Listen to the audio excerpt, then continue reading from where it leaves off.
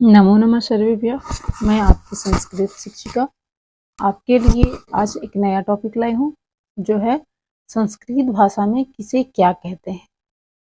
सबसे बड़ी पॉइंट होती है, जैसे हमें हिंदी टू इंग्लिश हर चीज़ मालूम होता है, जिसकी वजह से हम इंग्लिश प्रॉपर तरीके से बोल पाते हैं, परंतु समस्या यह आती है कि संस्कृत हम शुरू से ना तो बोलना जानते हैं, ना पढ़ना जानते हैं। और सबसे बड़ी पॉइंट्स होती है कि ना तो हमारे पेरेंट्स उस चीज़ को जानते हैं। जो हम जो ऐसा लैंग्वेज है संस्कृत, जो हम कभी बचपन से ही सुनते ही नहीं आ रहे होते हैं, ना तो इसके बारे में जान रहे होते हैं, ना इसकी इम्पोर्टेंस हमें मालूम होती है। इस वजह से संस्कृत के प्रति हमारे माइंड में ये सेट हो जाता है कि संस्कृत तो हमको समझ में ही नहीं आता। इसके लिए आज का क्लास आपके लिए बहुत यूजफुल रहेगा, क्योंकि आज हम यह समझेंगे कि संस्कृत में किस चीज़ को हमें कहना क्या है। अगर हमें यह मालूम हो जाए तो मुझे नहीं लगता कि संस्कृत पढ़ने में आपको ज़्यादा कठिनाई होगी। अब देखिए, आज मैं जो टॉपिक लेकर आई हूँ यह है हिंदी से संस्कृत की ओर। हिंदी तो हम सभी जानते ही हैं, अब हिंदी से हम संस्कृत सीखेंगे। सबसे पहला हमारा टॉपिक है जाति। जाति तो आप समझते ही हैं, कैटेगरी वाइज हम जिसको बांटते हैं वो क्या होता है, जाति। अब जाति को हम संस्कृत में कहते हैं लिंग। लिंग मीन्स होता है जाति। अब सेकेंड पॉइंट है संख्या। संख्या यानी कि जो हम 1 2 3 इत्यादि पढ़ते हैं वो क्या है, संख्या। अब संख्याओं का ज्ञान हमें होता है। अब संख्या को हम संस्कृत में बोलते हैं वचन। अब लिंग और वचन दो बहुत ही इंपॉर्टेंट टॉपिक है हमारा संस्कृत ग्रामर में। हर जगह लगभग हम जब संस्कृत ग्रामर पढ़ते हैं या फिर लिटरेचर भी पढ़ते हैं तो हमें लिंग और वचन का अक्सर प्रयोग करना होता है। थर्ड पॉइंट है संज्ञा। अब संज्ञा और सर्वनाम, ये जो दो टॉपिक हैं, इन दोनों को हम किस टाइप से हम पढ़ सकते हैं, किस मतलब अध्याय में पढ़ेंगे, किस ग्रामर के अकॉर्डिंग ये इनका यूज होता है, संज्ञा और सर्वनाम का। यदि हम इंसान हैं या फिर किसी भी प्रकार के कोई भी प्राणी है, तो हमारा कुछ न कुछ तो नाम होता ही है। और जब नाम होता है तो किस कैटेगरी में आता है, संज्ञा की कैटेगरी में। आपको संज्ञा की परिभाषा याद होगी, किसी व्यक्ति, वस्तु, स्थान या भाव के नाम को हम क्या कहते हैं, संज्ञा कहते हैं। व्यक्ति, वस्तु, स्थान या भाव के नाम को, इनको नहीं बोला जाता है, इनके नाम को क्या बोला जाता है, संज्ञा। अब जब नाम है तो उसका भी कुछ ना कुछ होता होगा, तो इन सभी चीजें जो कि नाम से रिलेटेड हैं उनका यूज हम करते हैं विभक्तियों में। जो किसी का नाम हो, या तो स्त्री से जाति से बिलोंग करता हो, पुरुष जाति से बिलोंग करता हो, या तो फिर नपुंसक लिंग हो, तीनों लिंगों में कुछ भी हो तो उसका कुछ ना कुछ तो नाम जरूर ही होगा।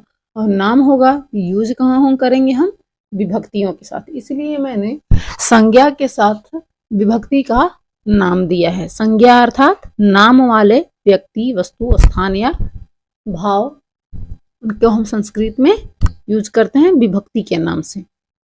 अब संज्ञा के बदले आने वाले जो शब्द होते हैं उन्हें हम कहते हैं सर्वनाम। सर्वनाम के अंतर्गत आता है वह, वे दोनों, तुम, आप, मैं इत्यादि शब्द, उनको, उसके लिए, ये सभी क्या आते हैं सर्वनाम में। अगर किसी का नाम है तो उसके बदले तो कुछ न कुछ नाम, मतलब कुछ शब्द देकर ही हम उसको पुकारते हैं। तो संज्ञा के बदले आने वाले शब्द को क्या कहते हैं, सर्वनाम। अब सर्वनाम को हम संस्कृत में नाम दिए हैं पुरुष।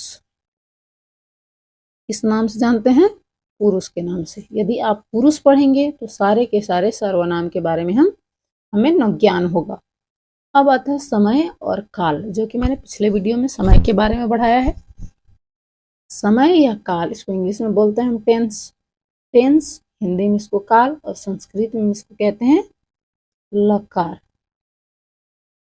मैंने पिछले वीडियो में आप लोगों को बताया था, हिंदी में लकारों की संख्या, काल की संख्या होती है 3 और संस्कृत में लकारों की संख्या होती है 10। यानी कि समय को कितने भाग में बांटा गया है, 10 भागों में, लेकिन मुख्यतः हम यूज करते हैं 5 लकारों का। अंतिम हमारा टॉपिक है क्रिया। जो हम हिंदी में क्रिया जिसे पढ़ते हैं उसको हम संस्कृत में कहते हैं धातु। जो भी एक्टिविटी हम करते हैं, क्रिया का मैंने संक्षिप्त वीडियो बनाया है जिसको आप सभी पढ़ सकते हैं। क्या है? क्रिया को हम कहते हैं धातु। जो भी एक्टिविटी हम करते हैं उसको हम कहते हैं धातु। जैसे बोलना, हंसना, खाना, पीना इत्यादि शब्द ना जिसके अंदर लगा हो उसको हम क्रिया कहते हैं। किंतु जब संस्कृत की बात हो तो वह हो पट, पाठ, खाद, गच्छ, आगच्छ इत्यादि जो शब्द आएंगे वो सभी क्या कहलाते हैं? हमारे धातु। मैं उम्मीद कर सकती हूँ कि ये जो 6 टॉपिक्स मैंने आपको बताया इसके हिसाब से हम संस्कृत ग्रामर को इजीली समझ सकते हैं। इन सभी टॉपिक्स पे मैं डिटेल में वीडियो आपको बनाकर दूंगी, जिसकी वजह से आप छोटे छोटे सेंटेंस बनाना, आप कन्वर्सेशन करना, ये सभी प्रॉपर तरीके से आप सीख पाएंगे। मेरा पर्पस आपको संस्कृत पढ़ाना और बच्चों को गाइड करना, आपको अपनी संस्कृति से जोड़ना है। अब देखिए इसमें मेन पॉइंट 2 पॉइंट्स मुख्य हैं। पहला आप देख पा रहे होंगे, हमने लिखा है लिंग। लिंग की बात करूं तो हिंदी ग्रामर में जो लिंग यानी कि जाति होती है वो 2 प्रकार की होती है, एक पुरुष जाति और एक स्त्री जाति, यानी कि एक पुल्लिंग और एक स्त्रीलिंग। वहीं अगर मैं इंग्लिश ग्रामर की बात करूं तो इसमें 4 जातियां होती हैं। मस्कुलिन जेंडर, छोड़िए इंग्लिश की बात हटाते हैं, कुल मिलाकर 4 जातियां होते हैं। अब हम संस्कृत ग्रामर जो कि हम पढ़ रहे हैं तो संस्कृत टू हिंदी ही हम बात करेंगे ओनली। तो इसमें क्या है, संस्कृत व्याकरण में लिंग 3 प्रकार के होते हैं, एक पुल्लिंग, एक स्त्रीलिंग और एक नपुंसकलिंग। अब देखिए पॉइंट क्या उठा, पुल्लिंग मीन्स जिस शब्द से पुरुष जाति का ज्ञान हो वो क्या है? पुल्लिंग। जिस शब्द से स्त्री जाति का बोध हो यानी कि उसके बारे में मालूम हो तो क्या होगा? वह स्त्रीलिंग। हम इतने मेच्योर तो हो ही चुके हैं कि पुरुष और स्त्री में भेद कर सकते हैं। अब देखिए जिन शब्दों को हम यह नहीं डिसाइड कर सकते कि यह पुरुष जाति का है या स्त्री जाति का है, वे सभी आएंगे नपुंसकलिंग में। नपुंसकलिंग कहने का डायरेक्ट माइंड में आता है कि नपुंसक अर्थात निर्जीव होता होगा, लेकिन ऐसी बात नहीं है। अगर पेड़ में पत्तियां लगी हुई हैं, क्या वह निर्जीव हैं? क्या उनमें श्वास की गति नहीं चल रही? क्या वो ऑक्सीजन नहीं ले रहे? ऑक्सीजन ले रहे हैं तभी तो जिंदा है ना। तो पत्ते हो गए, डालियां वगैरह हो गई, ये सभी बहुत सारे ऐसे शब्द हैं जो कि नपुंसकलिंग में चलते हैं। तो ऐसा नहीं समझेंगे कि जो निर्जीव है वही नपुंसकलिंग की गिनती में आएगा।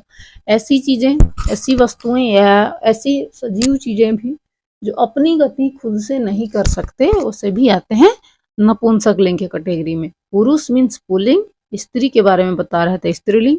अब इन दोनों को छोड़कर जितनी भी शब्द आए वो सभी क्या है? नपुंसकलिंग।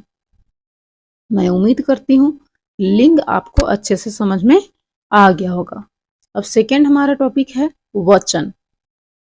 वचन मीन्स अभी अभी मैंने बताया होता है संख्या। संस्कृत ग्रामर में वचन भी 3 प्रकार के होते हैं और हिंदी ग्रामर में 2 प्रकार के, एक वचन और द्विवचन। उसमें हिंदी ग्रामर में वचनों की संख्या 2 होती है, एक वचन अर्थात एक और बहुवचन मीन्स बहुत सारे। लेकिन हमारा जो संस्कृत ग्रामर है इसमें हमें वचन पढ़ना है 3 प्रकार के, पहला एक वचन, दूसरा द्विवचन और तीसरा बहुवचन। इसमें अगर एक वचन मीन्स एक संख्या का ज्ञान हो, क्या होगा? एक वचन। 2 संख्या के बारे में हम पढ़ेंगे तो द्विवचन, और बहुवचन 2 से ज्यादा अगर हम पढ़ते हैं, अनेकों, यहाँ असंख्य होगा, 2 से ज्यादा पढ़ेंगे तो क्या हमारा होगा? द्विवचन। यानी कि अगर मैं एक की बात करूं तो क्या है? एक वचन, एक और एक यानी 2 की बात करें द्विवचन, 2 से अधिक हुआ 3 हो, 4 हो या फिर कितना भी संख्या आप ले सकते हैं, वो सभी क्या आएंगी? बहुवचन के अंतर्गत, यानी कि 2 से ज्यादा। ठीक है। अब इन लिंग और वचन जो कि हमारे संस्कृत ग्रामर में बहुत ही इंपॉर्टेंट रोल अपना इनका है। अब देखिए अगर हम कुछ भी पढ़ें तो लिंग तो आएगा ही आएगा, क्योंकि हर एक की जाति होती है, वह तो पुरुष जाति से हो, स्त्री जाति से हो या फिर वह नपुंसकलिंग से हो। अब ये दोनों जब आएंगे, सॉरी, जब ये तीनों लिंगों की अगर बात होगी तो स्वाभाविक है कि वचन भी हमको पढ़ना होगा। अब लिंग है, जाति है, तो किस जाति का है ये तो हमें ज्ञान हो गया, लेकिन जब लिंगों को हम डिवाइड कैसे करेंगे, एक है, दो है, या बहुत सारे हैं, या तीन है, ये तो हमको डिसाइड करना होगा। और डिसाइड करने के लिए हम यूज करते हैं वचन का। इसलिए मैंने बताया कि संस्कृत ग्रामर में दो टॉपिक्स का बहुत ही ज्यादा इंपॉर्टेंट रोल है, लिंग और वचन। आज हम दो टॉपिक्स पढ़े हैं। नेक्स्ट हमारा टॉपिक होगा संज्ञा या विभक्ति। विभक्ति के अंतर्गत बहुत ही लंबा इसका टॉपिक चलता है, जिसके वजह से मैंने इस वीडियो में इसको नहीं बनाया है। पुरुष भी थोड़ा सा लंबा है, इसलिए इसको भी विस्तार से पढ़ेंगे। लकार का वीडियो मैंने संक्षिप्त में दे रखा है, डिटेल में लकार हम आगे की क्लासेस में हम देखेंगे।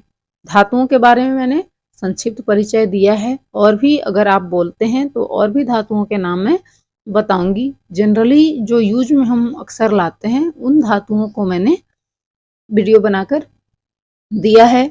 और अगर धातुएं अगर आप चाहते हैं तो आप कमेंट बॉक्स में मेरे से पूछ सकते हैं। मिलते हैं नेक्स्ट क्लास में नेक्स्ट टॉपिक के साथ। धन्यवाद।